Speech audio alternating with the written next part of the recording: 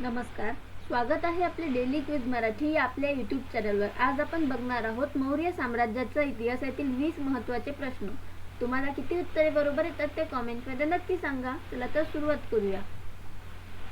प्रश्न पहिला, मौर्य साम्राज्याची स्थापना कोणाच्या नेतृत्वाखाली झाली? पर्याय ए अशोक, बी बिंदुसार, सी चंद्रगुप्त, डी कौटिल्य। योग्य उत्तर सी चंद्रगुप्त। चंद्रगुप्त मौर्य यांनी मौर्य साम्राज्याची स्थापना केली। प्रश्न दुसरा, चंद्रगुप्त मौर्याला सत्तेपर्यंत पोहोचवण्यात कोणाचा वाटा होता? पर्याय ए मेगास्थनीज, बी कौटिल्य, सी अशोक, डी बिंदुसार। योग्य उत्तर बी कौटिल्य। चंद्रगुप्त मौर्याला सत्तेपर्यंत पोहोचवण्यात आणि मौर्य साम्राज्याची स्थापना करण्यात कौटिल्य म्हणजेच आर्य चाणक्य यांचा सर्वात मोठा आणि महत्त्वाचा वाटा होता। प्रश्न तिसरा, मौर्यकालीन गुप्तहेर यंत्रणा कोणत्या ग्रंथात स्पष्टपणे वर्णन केली आहे? पर्याय ए वेद, बी पुराण, सी उपनिषद, डी अर्थशास्त्र। योग्य उत्तर डी अर्थशास्त्र।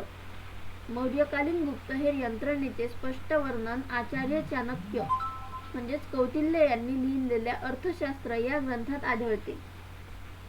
प्रश्न चौथा, मौर्य साम्राज्याची राजधानी कोणती होती? पर्याय ए पाटलीपुत्र, बी उज्जैन, सी वैशाली, डी तक्षशिला। योग्य उत्तर ए पाटलीपुत्र। पाटलीपुत्र ही मौर्यांची राजधानी होती। प्रश्न पाचवा, मौर्य साम्राज्यातील महसुलाचा प्रमुख स्रोत कोणता होता? पर्याय ए वनकर, बी भूमिकर, सी जलकर, डी बंदरकर। योग्य उत्तर बी भूमिकर। मौर्य साम्राज्यातील महसुलाचा प्रमुख स्रोत भूमिकर हा होता।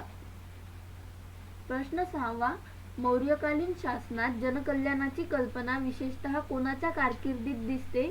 पर्याय ए चंद्रगुप्त, बी बिंदुसार, सी अशोक, डी सुशीम। योग्य उत्तर सी अशोक। मौर्यकालीन शासनात जनकल्याणाची कल्पना विशेषतः सम्राट अशोकाच्या कारकिर्दीत प्रकर्षाने दिसून येते। प्रश्न सातवा, मौर्यकालीन प्रशासनात समाहर्ता या अधिकाऱ्याचे काम काय होते?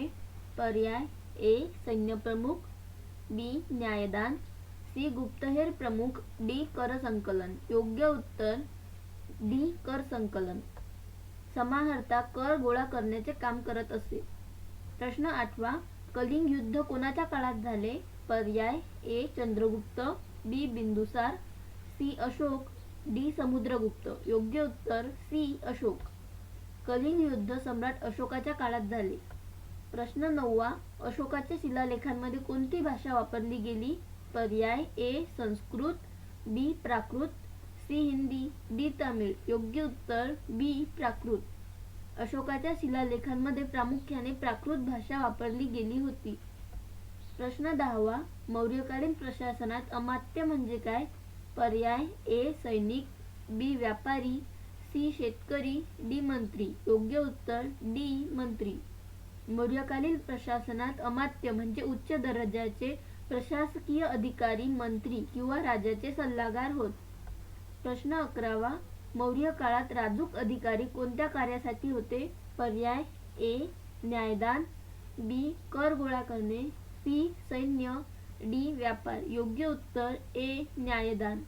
प्राचीन मौर्य काळात राजूक हे प्रशासकीय आणि न्यायिक अधिकारी होते। त्यांना जिल्हास्तरीय महसूल आणि न्यायविषयक जबाबदाऱ्या सोपवल्या जात। प्रश्न बारावा, अशोकाचे शिलालेख कोणत्या माध्यमावर लिहिलेले होते? पर्याय ए दगड, बी कागद, सी लाकूड, डी धातू। योग्य उत्तर ए दगड। शिलालेख दगडावर लिहिलेले होते। प्रश्न तेरावा, मौर्यकालीन नाण्यांना आधुनिक इतिहासात कोणत्या नावाने ओळखले जाते? पर्याय ए सुवर्ण नाणी, बी पंचमार्क नाणी, सी गुप्त नाणी, डी चित्रयुक्त नाणी। योग्य उत्तर बी पंचमार्क नाणी। मौर्यकालीन नाण्यांना आधुनिक इतिहासात प्रामुख्याने पंचमार्क नाणी म्हणून ओळखले जाते। प्रश्न चौदावा, मौर्य राजवंशाचा अंतिम सम्राट कोण होता? पर्याय ए बिंदुसार, बी दशरथ, सी बृहद्रथ, डी संप्रती। योग्य उत्तर सी बृहद्रथ। मौर्य राजवंशाचा अंतिम सम्राट बृहद्रथ हा होता. प्रश्न 15वा. मौर्यांच्या काळात ग्राम स्तरावरील प्रशासकीय प्रमुखाला काय म्हटले जात असे? पर्याय ए ग्रामिक, बी गोप, सी स्थानिका, डी नगरक. योग्य उत्तर ए ग्रामिक. मौर्यांच्या काळात ग्राम स्तरावरील प्रशासकीय प्रमुखाला ग्रामिक किंवा ग्रामणी म्हटले जात असे. प्रश्न 16वा. कौटिल्याच्या अर्थशास्त्र या ग्रंथाचा मुख्य विषय खालीलपैकी कोणता आहे? पर्याय ए धर्म आणि तत्वज्ञान, बी राज्यशास्त्र आणि शासन प्रणाली, सी लष्करी रणनीती, डी वैदिक धार्मिक विधी. योग्य उत्तर डी राज्यशास्त्र आणि शासन प्रणाली. अर्थशास्त्र हा मुख्यत्वे राजकारण, प्रशासन, कायदा आणि अर्थव्यवस्थेवरील प्रमाण ग्रंथ आहे. प्रश्न 17वा. मौर्यकालीन नाणी पाडण्याचे काम कोणत्या अधिकाऱ्याच्या देखरेखीखाली होत असे? पर्याय ए रूपदर्शका, बी पोतवाध्यक्ष, सी लक्षणाध्यक्ष, डी सुवर्णाध्यक्ष. योग्य उत्तर सी लक्षणाध्यक्ष. लक्षणाध्यक्ष हा टांगसाळीचा प्रमुख असे तर रूपदर्शक हा नाण्यांची पारख करणारा अधिकारी असते. प्रश्न 18वा. मौर्य साम्राज्याची राजधानी पाटलीपुत्र ही कोणत्या दोन नद्यांच्या संगमावर वसलेली होती? पर्याय ए गंगा आणि यमुना, बी नर्मदा आणि तापी, सी सिंधू आणि झेलम, डी गंगा आणि सोन. योग्य उत्तर डी गंगा आणि सोन. पाटलीपुत्र शहर गंगा आणि सोन नदीच्या संगमाजवळ स्थापन झाले होते. प्रश्न 19वा. मौर्य साम्राज्याचा अस्त होण्याचे एक प्रमुख राजकीय कारण कोणते मानले जाते?